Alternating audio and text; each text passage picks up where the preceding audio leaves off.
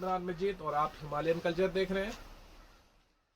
मैं आपको आज बलेसा के लोगों को मुबारकबाद करता हूं कि सीज़न की पहली बर्फबारी हो रही है और बहुत खूबसूरत अंदाज में हो रही है।